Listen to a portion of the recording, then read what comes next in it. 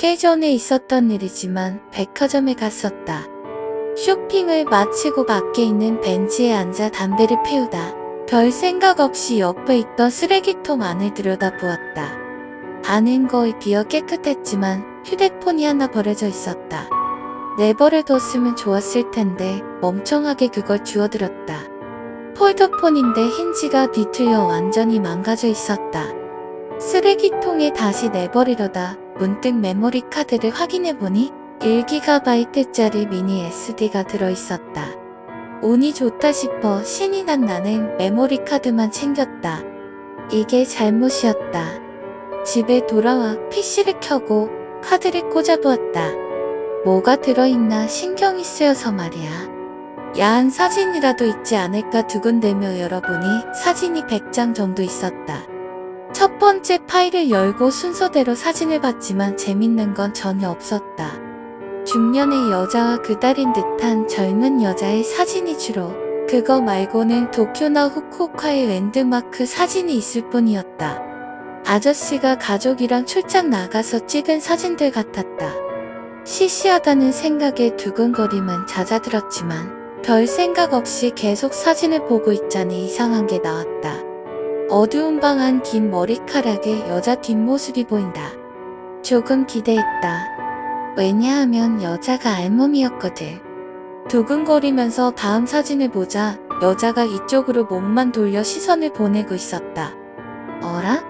싶었다. 몸은 그대로인데 몸만 완전히 돌아와 얼굴은 나를 마주하고 있었다.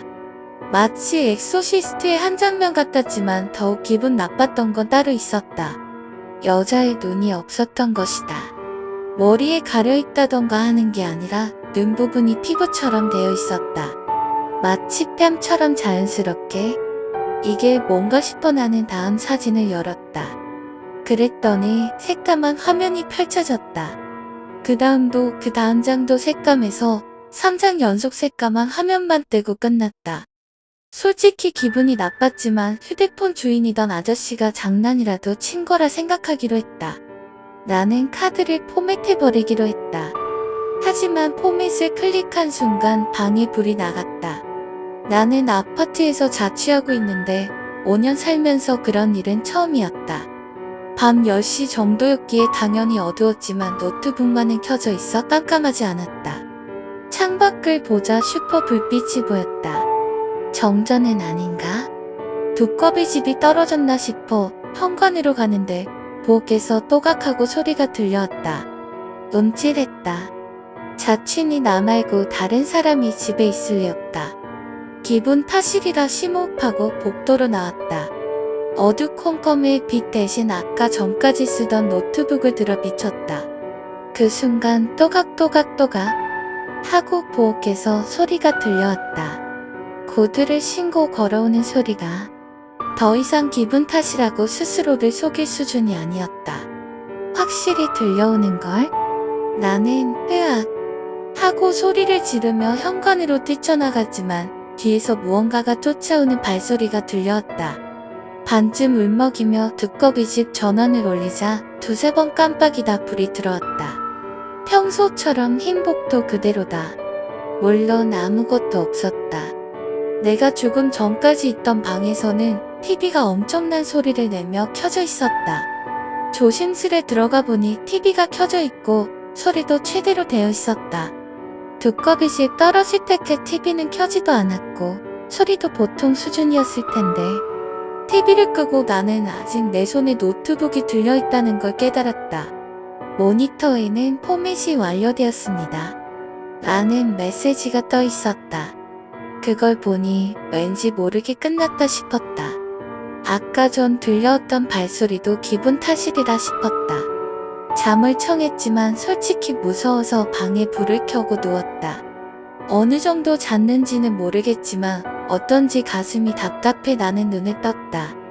일어나기 직전 마치 호흡이 멈췄던 것 같은 감각이 들었다. 헉헉 숨을 내쉬며 불을 켜려고 했다. 자기 전에 불을 켜놨었는데. 그렇게 생각한 순간 부스럭대는 소리가 들려오기 시작했다. 부엌이 아니라 내가 있는 방 안에서? 부스럭부스럭 곤충이 기는 소리 같기도 했다.